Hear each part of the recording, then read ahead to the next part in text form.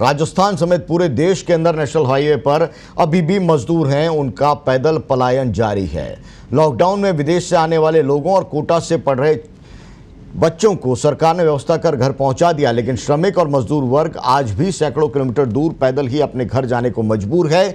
बात करें जो तस्वीरें आ रही हैं, देखिए पूरे दिन भर की जो तस्वीर आई है, गुजरात के अंदर क्या नज़ारा है, राजधानी जयपुर के अंदर क्या नज़ारा है, अलवर के अंदर जो नज़ारा है वो हम आपको बता रहे हैं। जैसलमेर, पाली, नरेना, देश के अलग अलग कोने से और राजस्थान के अलग अलग ज़िलों से नेशनल हाईवे पर जो तस्वीर का रुख है वो बता रही है कि अभी भी जो व्यवस्थाएं करने के दावे हो रहे हैं, और न केवल दावे बल्कि सियासत भी शुरू हो गई है इस पूरे मुद्दे पर।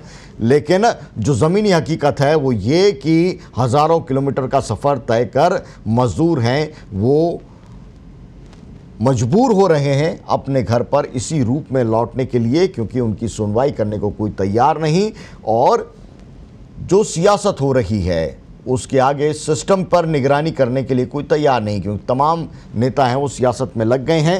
राज्य सरकारें अपनी अपने हिस्से की जिम्मेदारी निभाने में उस रूप में कामयाब नहीं हो पा रही हैं, क्योंकि किन्हीं को लगता है कि लॉकडाउन के वक्त में उद्योगों को खोलना है और ऐसे में मजदूरों की ज़रूरत होगी। कर्नाटक सरकार ने 10 ट्रेनें स्थगित कर दी हैं, प्रवासियों की 10 ट्रेनें स्थगित कर दी हैं। पश्चिम बंगाल तक राजस्थान की बसें गईं, लेकिन पश्चिम बंगाल सरकार ने इनकार कर दिया, मजदूरों को भेजने से साफ मना कर दिया, और उन्हें लगता है कि मजदूर हैं वो उस रूप में मान जाएंगे, प्रवासी मान जाएंगे। तो फिर ये तस्वीरें हैं वो बताती हैं कि उनकी इच्छा शक्ति या उनकी ज़रूरत है ज़िंदगी की वो वाकई कितनी बड़ी है, जिस पर सरकारों को उनका ध्यान जा ही नहीं रहा। वो उद्योगों को खोलने की बात कर रहे हैं और यहाँ एक बड़ा भावनात्मक मुद्दा बना हुआ है कि अपने घर पर लौट जाएं। ये तस्वीरें बहुत कुछ कहती हैं। संजय कौशिक जी हमारे साथ में जुड़े हुए हैं। संजय जी, किस रूप में देख रहे हैं ये जो तस्वीरें लगातार आ रही हैं, एक के बाद एक 3 लॉकडाउन के चरण हैं वो हमने देख लिए, लेकिन इनका पलायन नहीं रुक रहा, कौन इसके लिए जिम्मेदार? देखिए, जब लॉकडाउन लागू किया गया तब से ही लगातार ये मांग की जा रही थी कि जो मजदूर हैं, प्रवासी मजदूर हैं, जो बीच रास्ते में फंस गए हैं, कम से कम उन्हें उनके घर तक पहुंचने दिया जाए। उसके बाद ये मांग हमारे मुख्यमंत्री की तरफ से भी रखी गई। राष्ट्रीय स्तर पर फिर इसकी परमिशन दी गई। परमिशन ये दी गई कि ठीक है साहब, जो रास्ते में फंसे हुए प्रवासी मजदूर हैं, छात्र हैं, सैलानी हैं, पर्यटक हैं और श्रद्धालु हैं, उन सबको उनके घर तक जाने की इजाज़त दी जाए। इसके बाद फिर मांग रखी गई कि साहब इस विशेष ट्रेन चलाई जाए, क्योंकि जो डिस्टेंसेज हैं यदि 400-500 किलोमीटर तक है तो बस से कवर किया जा सकता है, लेकिन यदि किसी को 2000 किलोमीटर चलना है तो वो कैसे पहुंचेगा बस से, और कितनी पॉसिबल है ये चीज़। तो इसको देखते हुए फिर मांग रखी गई। तो जो सेंट्रल गवर्नमेंट है उसने फिर इस चीज़ के लिए भी अलाउ किया कि स्पेशल ट्रेन चलाई जाएंगी। स्पेशल ट्रेन चलाई जाएंगी तो फिर किराए को लेकर बहस हुई कि साहब किराया नहीं वसूला जाए, साधारण श्रेणी का किराया वसूल किया जा रहा था, तो इसके ऊपर भी बहस हुई। आखिर कांग्रेस ने कहा कि हम पैसा भुगतने को तैयार हैं।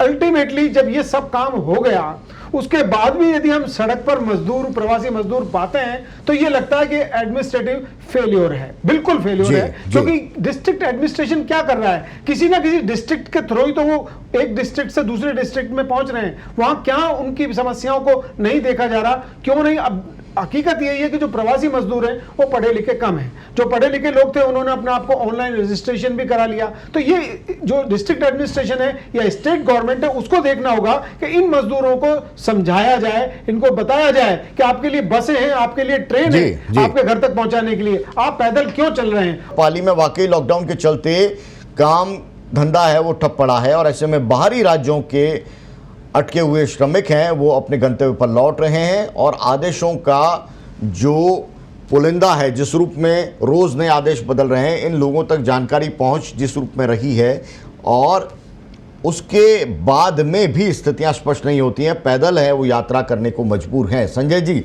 ये जो स्थितियां हैं वाकई चिंताजनक है, और इसलिए हम पूछ रहे हैं, सुनो सरकार सड़क पर कामगार, आखिर ये हालात क्यों?